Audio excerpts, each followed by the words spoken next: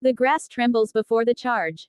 A band of Australopithecus afarensis, lean and wiry, presses low against the yellow savanna, eyes fixed on the thunderous shadows ahead. Across the plain, towering mammals graze, ancient relatives of elephants, massive, tusked, and armored by size itself. For the hunters, this is not conquest but survival. One kill could feed the tribe for many cycles of the sun. Stones clink in calloused hands, sharp flakes carved from river rock. A leader, scarred from old hunts, raises his arm. The tribe fans out, circling like shadows, pushing through grass that slashes bare skin. Breath hitches. Muscles coil. They surge forward. The first stones strike hide. The giants trumpet and rear, scattering in panic. Dust explodes skyward, hoofs pound like drums of war. A calf, smaller, slower, stumbles behind. The hunters descend with shrill cries, striking with stones, clubs, and sharpened branches. But the plain itself turns against them. From the tall grass erupts a new terror, saber-toothed cats, drawn by blood and chaos. Their golden eyes gleam, fangs like daggers flashing. The hunters freeze. Prey has become predator. One cat lunges, dragging a hunter into the dust, his cry cut short. The tribe scatters, clutching children, clambering onto boulders. The calf, their prize, is lost to claws and teeth. Survival shatters into desperation, yet hunger gnaws as fiercely as fear. When the cats vanish into the horizon with their kill, the hunters gather again, shaken but unbroken. They follow the herd's trail into the setting sun. The second trial comes with the storm. Black clouds churn, winds rip the savanna open. Rain lashes skin, lightning splits the sky. A flash ignites the brittle grass, fire racing faster than any beast. The hunters press together, shielding their young. With frantic gestures, they drive toward the river. Flames roar at their heels.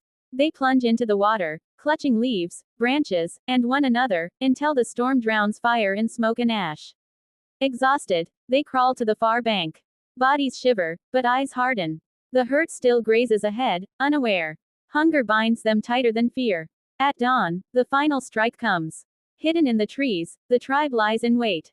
No chaos now, only patience. When the calf drifts too near, the leader signals. Spears of sharpened wood thrust, stones slash hide. The calf collapses beneath the swarm. This time, victory is theirs. The carcass is torn open, blood painting hands and faces. Children taste marrow for the first time. Elders chew slowly, eyes glistening. The hunters, scarred by beasts, storm, and fire, now feast together. The smoke of the burned grass drifts over the savanna, but within its haze rises something greater than survival. In the unity of this tribe, in their triumph over predators and storm, lives the spark of a species destined to endure. The savanna is alive with movement. Tall golden grasses bend beneath the hot breath of the wind, rippling like waves across an endless sea. Through this shifting veil, shadows crawl, shadows with eyes. A band of Australopithecus afarensis creeps low, their wiry frames glistening with sweat, their muscles taut from days of hunger. Ahead of them, the giants graze. Towering proboscideans, ancient relatives of elephants, tear bark from trees and sweep trunks through the grass. Their tusks gleam like white spears, their bulk shaking the ground with each lumbering step. For the hunters, these beasts are both promise and peril. To strike is to risk death beneath trampling feet, to hold back is to starve. A leader rises half from the grass. His face is lined with scars, marks of hunts past. In one hand, he grips a stone flake, sharp and newly chipped from river rock. Its edge catches the sun, glinting like a fragment of lightning. Around him, the others wait, crouched, breathing in unison, hands wrapped around clubs and jagged stones. Even the smallest children, hidden behind the tall stalks, watch with wide, silent eyes. The herd shifts. A calf lingers at the edge, its trunk questing clumsily, straying from the safety of the towering adults. The leader's gaze locks on it. His chest heaves once, then stills. He raises his arm slowly, a silent command. The tribe moves like a single organism, fanning out in a wide crescent. The moment thickens. Dust swirls. The air vibrates with anticipation. Each hunter's heartbeat is a drum, pounding in their skulls. Then it begins. Stones sail through the air, striking hide with dull thuds. The herd jolts into chaos. A wall of flesh and tusk surges forward, trumpeting in rage, the earth trembling as though the world itself is tearing apart. Dust clouds explode skyward, choking lungs and blinding eyes. Yet within the frenzy, the calf falters. Its small legs tangle, and it stumbles behind the rushing herd. The hunters shriek, voices raw and primal, descending on their chosen prey. Clubs rise and fall, stones flash, branches stab. But the ground shakes again, this time not from the herd. From the tall grass, golden eyes ignite, fangs gleaming in the sun. Saber-toothed cats, silent until this moment, erupt into the melee. The hunters freeze. Their prey is within reach, but so is death. The dust of the stampede still hangs in the air, a choking haze of earth and panic. Within it, the hunters swarm the staggering calf, clubs striking, stones clattering against its hide. Victory feels close, close enough to taste. Blood darkens the calf's flank, its cries piercing the savanna. Children hidden in the grass clutch one another, eyes wide with hope and fear. But then, a sound cuts through the chaos. Not the trumpeting of giants. Not the shouts of hunters. A low, rolling growl, throaty, ancient, undeniable. The herd's dust curtain parts, and out of the tall grass they come. Saber-toothed cats. Their forms glide like shadows, muscles rippling under golden pelts. Eyes gleam, fixed not only on the calf, but on the hunters themselves. Curved fangs, long as daggers, glint wet in the sun. The calf's blood has summoned more than hunger, it has awakened predators that rule this land as kings. One leaps. In a blur of muscle and claw, it crashes into a hunter, driving him into the dust. His cry is brief, torn away as the cat's fangs sink deep. The tribe erupts in shrieks, scattering in a frenzy of limbs and stone. Clubs flail wildly, striking air. The calf, once their prize, collapses beneath the cats, claws raking, fangs tearing. Flesh rips. Blood sprays. The earth drinks deep. The leader, scarred and fierce, beats a stone against his chest, roaring in defiance. He hurls the sharp flake with all his strength. It cuts the air, grazing a predator's shoulder. The cat snarls, yellow eyes burning, but does not retreat. Instead, it turns, lips peeling back to reveal the curved weapons of its jaw. The hunters scramble for safety. Some drag children onto boulders, clutching them tightly as the cats circle below.